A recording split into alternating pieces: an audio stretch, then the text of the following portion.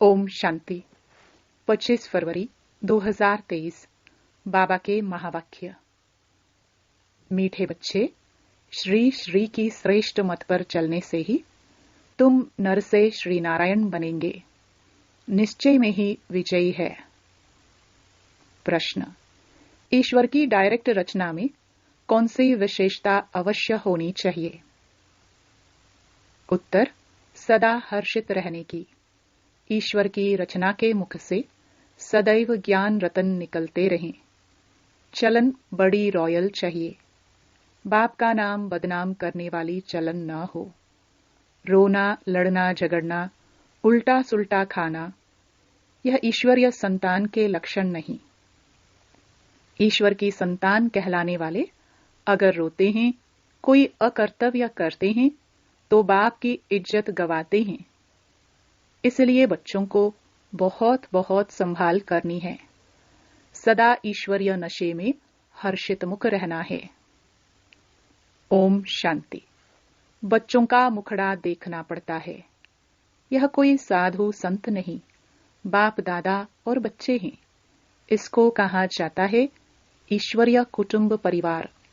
ईश्वर यानी परमपिता, जिनका बच्चा है यह ब्रह्मा, फिर तुम हो ब्रह्मा कुमार कुमारियां। वह है वर्ल्ड का फादर। यूं सारी दुनिया के 3 फादर तो होते ही हैं। एक निराकार बाप, दूसरा प्रजापिता ब्रह्मा, तीसरा फिर लौकिक बाप। परंतु यह किसी को भी पता नहीं है। चित्र आदि भी बनाते हैं, लेकिन जानते नहीं कि यह कब आए थे। शिव का भी चित्र है, ब्रह्मा विष्णु शंकर का भी चित्र है, परंतु वह क्या पाठ बजाते हैं, उन्हों का नाम क्यों गाया जाता है, यह कोई भी नहीं जानते। भल बहुत पढ़े हुए हैं, लाखों की संख्या लेक्चर सुनने जाती है, परंतु तुम बच्चों के आगे जैसे कुछ भी नहीं जानते। बिल्कुल ही तुच्छ बुद्धि हैं। बाबा आकर तुमको स्वच्छ बुद्धि बनाते हैं। तुम सब कुछ जानते हो। ऊंच ते ऊंच बाप है। अब नई रचना रच रहे हैं। नई दुनिया में नई रचना चाहिए ना। गांधी जी भी कहते थे, नई दुनिया नया राज्य चाहिए। भारत ही है जिसमें एक राज्य सतयुग में होता है। सिर्फ सूर्यवंशी लक्ष्मी नारायण का राज्य होता है, फिर चंद्रवंशी का राज्य होता है, तो सूर्यवंशी प्राय लोप हो जाता है। फिर कहा जाता है चंद्रवंशी राज्य। हाँ, वह जानते हैं कि लक्ष्मी नारायण होकर के गए हैं, परंतु कहलाएगा राम सीता का राज्य। तो ब्रह्मा कोई क्रिएटर नहीं है, रचयिता एक बाप है। शिव बाबा रचता आते हैं, आकर बतलाते हैं कि मैं कैसे नई रचना रच रहा हूं। ब्रह्मा द्वारा तुम ब्राह्मणों को रच रहा हूं, तो बाप से जरूर वर्षा मिलना चाहिए। यह थोड़ी सी बात भी कोई समझ जाए तो 21 जन्मों के लिए अहो सौभाग्य। कभी भी दुखी व विधवा नहीं होंगे। यह किसकी बुद्धि में पूरा नशा ही नहीं है बहुत सहज। गीत तकदीर जगाकर आई हूं। ओम शांति। तुम आते हो इस पाठशाला में। किसकी पाठशाला है? श्रीमद् भगवत की पाठशाला। फिर उनका नाम गीता रख दिया है। श्रीमत श्रेष्ठ ते श्रेष्ठ परमात्मा की है। वह अपने बच्चों को श्रेष्ठ मत दे रहे हैं। आगे तो तुम रावण की आसुरी मत पर चलते आए हो। अब ईश्वर बाप की मत मिलती है। मैं सिर्फ तुम्हारा बाप नहीं हूं, तुम्हारा बाप भी हूं, टीचर भी हूं, सतगुरु भी हूं। जो हमारे बनते हैं कहते हैं शिव बाबा ब्रह्मा मुख द्वारा हम आपके बन गए। प्रतिज्ञा करते हैं मैं आपकी हूं, आपकी ही रहूंगी। बाबा भी कहते हैं तुम हमारे हो, अब मेरी मत पर चलना। श्रीमत पर चलने से तुम सो श्रेष्ठ लक्ष्मी नारायण बन जाएंगे। गारंटी है। कल्प पहले भी तुमको नर से नारायण, नारी से लक्ष्मी बनाया था। ऐसा कोई मनुष्य कह ना सके। किसको कहने आएगा नहीं। यह बाप ही कहते हैं, मेरे बच्चे, मैं तुमको राजयोग सिखलाकर फिर से स्वर्ग का मालिक बनाता हूं। सतयुग है, अल्लाह की दुनिया। भगवती भगवान को अल्लाह कहेंगे। इस समय सब उल्टे लटके हुए हैं। चील आकर टूंगा लगाती है ना, यहां भी माया टूंगा लगा देती है। दुखी होते रहते हैं। अभी बाप कहते हैं, तुमको इन दुखों से, विषय सागर से क्षीर सागर में ले चलते हैं। अब क्षीर सागर तो कोई है नहीं। कह देते हैं, विष्णु सूक्ष्म वतन में क्षीर सागर में रहते हैं। यह अक्षर महिमा के हैं। अब मैं ज्ञान सागर तुम बच्चों को स्वर्ग का मालिक बनाता हूं। तुम काम चिता पर बैठने से जलकर काले बन जाते हो।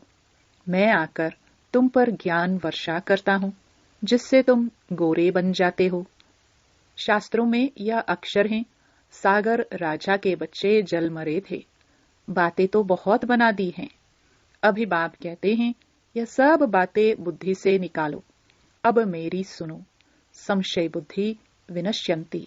अब मुझ पर निश्चय रखो तो निश्चय बुद्धि विजयंती। विजयी माला के दाने बन जाएंगे। माला का राज भी समझाया है। जो अच्छी सर्विस करते हैं उनकी विजयी माला बनती है। सबसे अच्छी सर्विस करने वाले दाने रुद्र माला में आगे जाते हैं, फिर विष्णु की माला में आगे जाएंगे। नंबरवार 108, फिर 16,000 की भी माला ऐड करो। ऐसे नहीं, सतयुग त्रेता में सिर्फ 108 ही प्रिंस प्रिंसेस होंगे। वृद्धि होते माला बढ़ती जाती है। प्रजा की वृद्धि होगी तो जरूर प्रिंस प्रिंसेस की भी वृद्धि होगी। बाप कहते हैं, कुछ भी नहीं समझो तो पूछो। हे मेरे लाडले बच्चे, मुझे जानने से तुम सृष्टि झाड़ को जान जाएंगे। यह झाड़ कब पुराना नहीं होता है। भक्ति मार्ग कब शुरू होता है, यह तुम जानते हो। यह है कल्प वृक्ष। नीचे कामधेनु बैठी है। जरूर उनका बाप भी होगा। अभी तुम भी कल्प वृक्ष के तले में बैठे हो। फिर तुम्हारा नया झाड़ शुरू हो जाएगा। प्रजा तो लाखों की अंदाज में बन गई और बनती जाएगी। बाकी राजा बनना यह जरा मुश्किल है। इसमें भी साधारण गरीब उठते हैं। बाबा कहते हैं, गरीब निवाज मैं हूं। दान भी गरीब को किया जाता है। अहिल्याए, कुब्जाए, पापात्माएं जो हैं, ऐसे ऐसे को मैं आकर वरदान देता हूं। तुम एकदम सन्यासियों को भी बैठ ज्ञान देंगे। ब्राह्मण बनने बिगर देवता कोई भी बन न सके। जो देवता वर्ण के थे वह ब्राह्मण वर्ण में आए, तब फिर देवता वर्ण में जा सके। तुम माता पिता गाते तो सब हैं, परंतु अब तुम प्रैक्टिकल में हो। यह है ब्राह्मणों की नई रचना। ऊंच ते ऊंच छोटी ब्राह्मण, ऊंच ते ऊंच भगवान, फिर ईश्वरीय संप्रदाय। तो तुमको इतना नशा रहना चाहिए। हम ईश्वर के पोत्रे पोत्रिया, प्रजापिता के बच्चे हैं। अब ईश्वर के बच्चे तो सदैव हर्षित रहने चाहिए। कभी रोना नहीं चाहिए। यहाँ बहुत ब्रह्मा कुमार कुमारियां कहलाने वाले भी रोते हैं। खास कुमारियां। पुरुष रोते नहीं हैं, तो रोने वाले नाम बदनाम कर देते हैं। वह माया के मुरीद देखने में आते हैं। शिव बाबा के मुरीद नहीं देखने में आते। बाबा अंदर में तो समझते हैं, परंतु बाहर से थोड़ी दिखलाएंगे, नहीं तो और ही गिर पड़े। बाबा कहते, अपनी संभाल करो। सतगुरु की निंदा कराने वाला कभी ठौर नहीं पाएगा। वह समझ लेवे, हम राजगद्दी कभी नहीं पाएंगे। तुम्हें तो सदैव हर्षित रहना चाहिए। जब तुम यहाँ हर्षित रहेंगे, तब 21 जन्म हर्षित रहेंगे। भाषण करना कोई बड़ी बात नहीं, वह तो बहुत सहज है। श्री कृष्ण जैसा बनना है तो अभी सदा हर्षित मुख रहो और मुख से रतन निकलते रहें। मुझ आत्मा को परमपिता परमात्मा का धन मिला है, जो मुझ आत्मा में धारण होता है, सो मैं अपने मुख से दान करता जाता हूँ। जैसे बाबा शरीर का लोन ले दान करते रहते हैं, ऐसी अवस्था चाहिए। बाबा बाहर से भल प्यार देते हैं, परंतु देखते हैं इनकी चलन बदनामी करने वाली है तो दिल में रहता है, यह ठौर नहीं पा सकेंगे। बाबा को उल्हने भी मिलते हैं, ईश्वरीय संतान फिर रोते क्यों? अबरू इज्जत तो यहाँ ईश्वर की जाएगी ना। रोते हैं, झगड़ते हैं, उल्टा सुल्टा खाते हैं, देवताए रोते तो भी और बात। यह तो डायरेक्ट ईश्वर की संतान रोते हैं, तो क्या गति होगी? ऐसा अकर्तव्य कार्य नहीं होना चाहिए। जो बाप की अबरू गवाए, हर बात में संभाल चाहिए। तुमको ईश्वर पढ़ाते हैं। इस समय तो जितने मनुष्य उतनी मतें हैं, एक न मिले दूसरे से। तो बाप समझाते हैं, यहां तुम बैठे हो अपनी ऊंच ते ऊंच तकदीर बनाने। ऊंच तकदीर सिवाय परमात्मा के और कोई बना ना सके। सत्युगी सृष्टि के आदि में हैं लक्ष्मी नारायण, वह तो भगवान ही रचते हैं।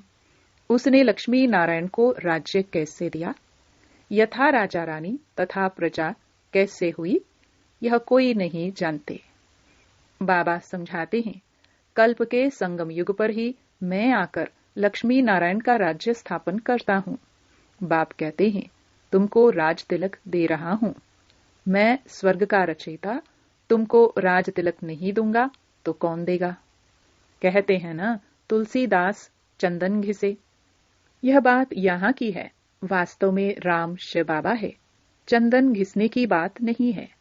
अंदर बुद्धि से बाप को और वर्षे को याद करो, मायापुरी को भूलो। इनमें अथाह दुख है।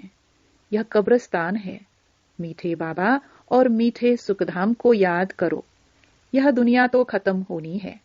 विदेशों में तो बॉम्ब्स आदि गिराएंगे तो सब मकान गिर जाएंगे। सबको मरना है। किचड़ पट्टी खलास होनी है। देवताए किचड़ पट्टी में नहीं रहते हैं। लक्ष्मी का आह्वान करते हैं तो सफाई आदि करते हैं ना। अब लक्ष्मी नारायण आएंगे तो सारी सृष्टि साफ हो जाएगी और सब खंड खत्म हो जाएंगे। फिर देवताए आएंगे, वह आकर अपने महल बनाएंगे। बॉम्बे इतनी थी नहीं, गावड़ा था। अब देखो क्या बन गया है। तो फिर ऐसा होगा और खंड नहीं रहेंगे। सतयुग में खारे पानी पर गांव नहीं होते हैं, मीठी नदियों पर होते हैं। फिर धीरे धीरे वृद्धि को पाते हैं। मद्रास आदि होते नहीं, वृंदावन गोकुल आदि नदियों पर रहते हैं। वैकुंठ के महल वहां दिखाते हैं। तुम जानते हो, हम यहाँ आए हैं नर से नारायण बनने। सिर्फ मनुष्य से देवता भी नहीं कहो। देवताओं की तो राजधानी है ना। हम आए हैं राज्य लेने। इसको कहा ही जाता है राजयोग। यह कोई प्रजायोग नहीं है। हम पुरुषार्थ करके बाप से सूर्यवंशी राज्य लेंगे।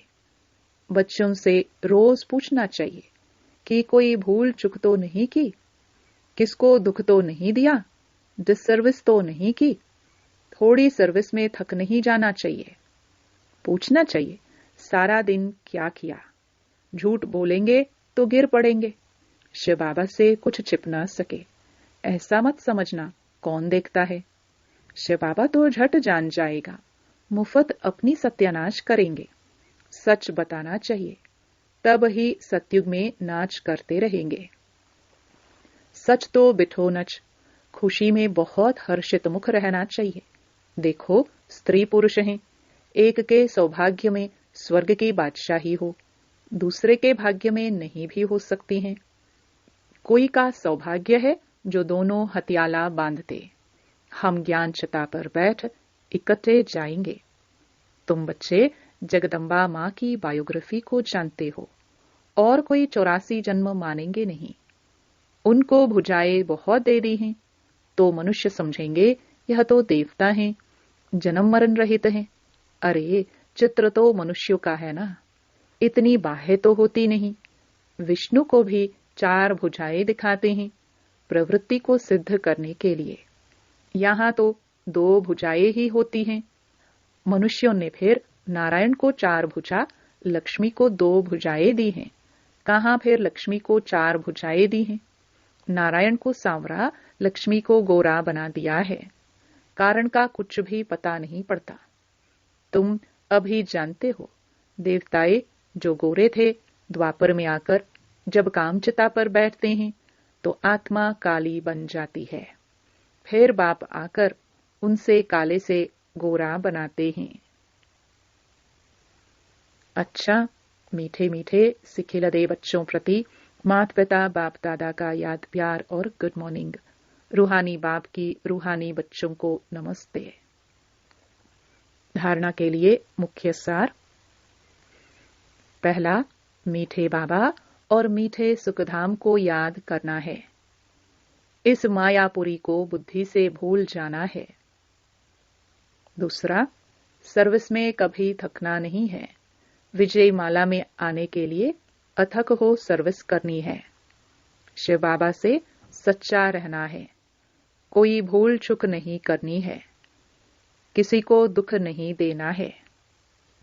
वरदान, एक के पाठ द्वारा निराकार आकार को साकार में अनुभव करने वाले वरदानी मूर्त भव। सिर्फ एक का पाठ पक्का करके वरदाता को राजी कर लो तो अमृत वेले से रात तक हर दिनचर्या के कर्म में वरदानों से ही पलते चलते उड़ते रहेंगे। वह एक का पाठ है, एक बल, एक भरोसा, एक मत, एक रस, एकता और एकांत प्रिय। यह एक शब्द ही बाप को प्रिय है। जो इस एक का पाठ पक्का कर लेते हैं उन्हें कभी मुश्किल का अनुभव नहीं होता। ऐसी वरदानी आत्मा को विशेष वरदान प्राप्त होता है, इसलिए वे निराकार आकार को जैसे साकार अनुभव करते हैं। स्लोगन, किसी से किनारा करके अपनी अवस्था बनाने के बजाय सर्व का सहारा बनो। ओम शांति।